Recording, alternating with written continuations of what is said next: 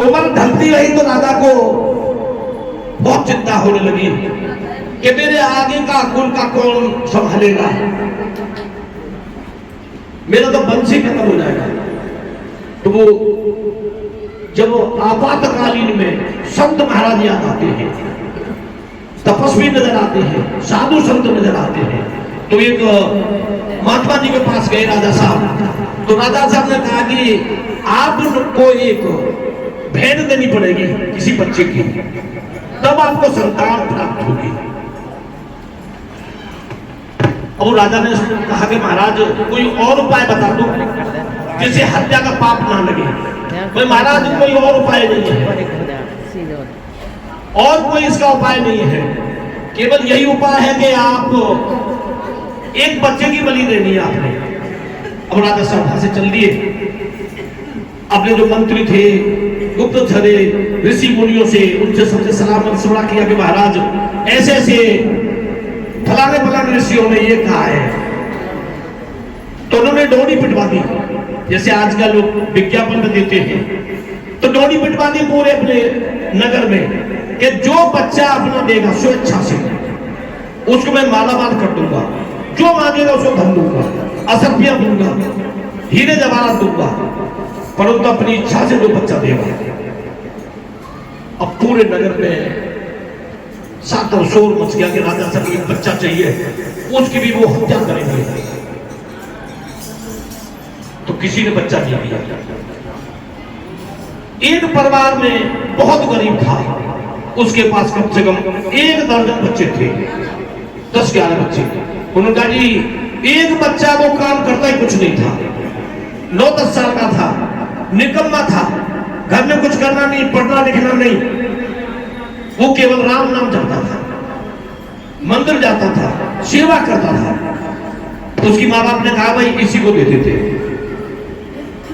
उन्होंने राजा साहब को खबर भिजवा दी, वो बच्चा उनको दे दिया।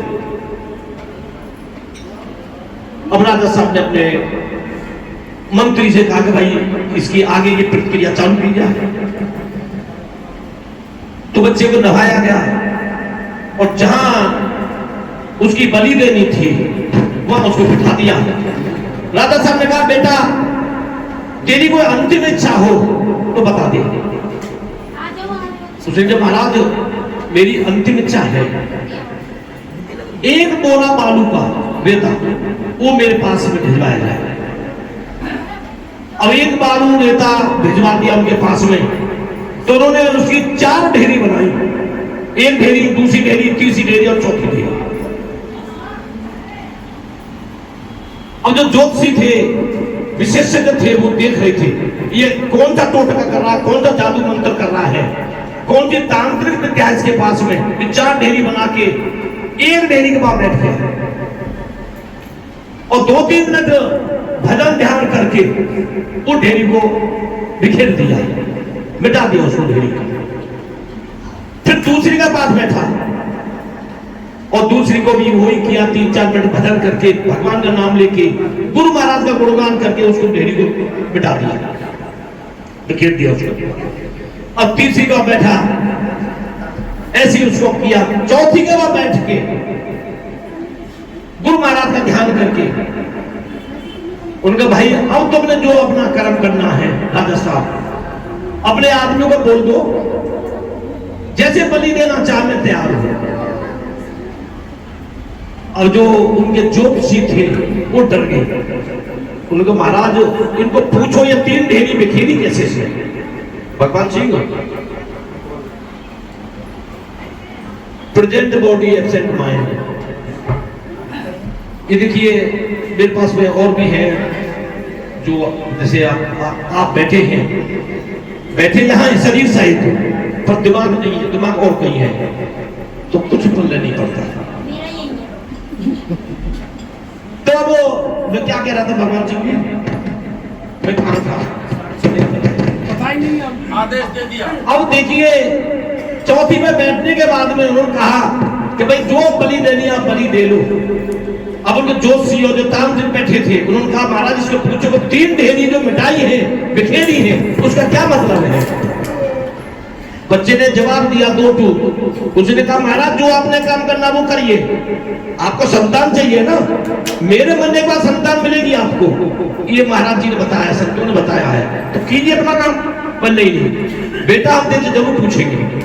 उनका देखिए पहली ढेरी जो मैंने बिखेरी थी मेरी माँ बाप की थी।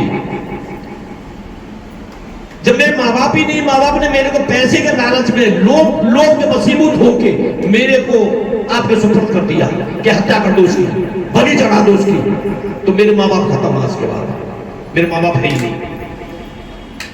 दूसरी ढेरी मेरे रिश्तेदारों की, पड़ोसियों की, समाज की। जब मेरे पड़ोसी समझा सकते थे मेरे माँ बाप को कि भाई तू पैसे के लालच में आगे राजा को मत दे, इसको बलि मत करवा इसको, उन्होंने नहीं समझाया।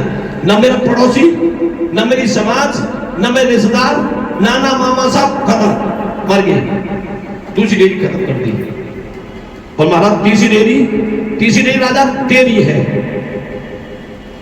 तू समाज का रक्षक है, तू भक्षक बन गया, तू मेरी हत्या करवा रहा है, तू बलि चढ़वा रहा मेरी, तो आज से राजा कोई मेरा राजा नहीं।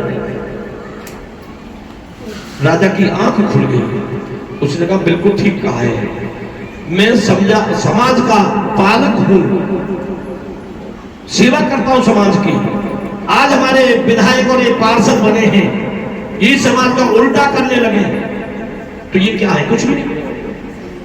यही उल्टा करेंगे, सीधा करेंगे तो हमारे क्या लगते थे? कुछ भी नहीं लगते। ऐसी राजा कुछ भी नहीं, तू मेरा, तेरी डेरी खत्म कर दी। उसने कहा जो महाराज, और इसका राजश्री के हिसाब से, मेरे राजकुमार के हिसाब से इसको कपड़े पहनाओ, नहलाओ धुलाओ, पंचामृत से, गंगाजल से इसको पवित्र कीजिए मंत्रों से। और आज से मैं प्रतिज्ञा देता हूं और वचन देता हूं पूरी समाज को, नगर को, ये मेरी गद्दी में बैठेगा, ये मेरा पुत्र है।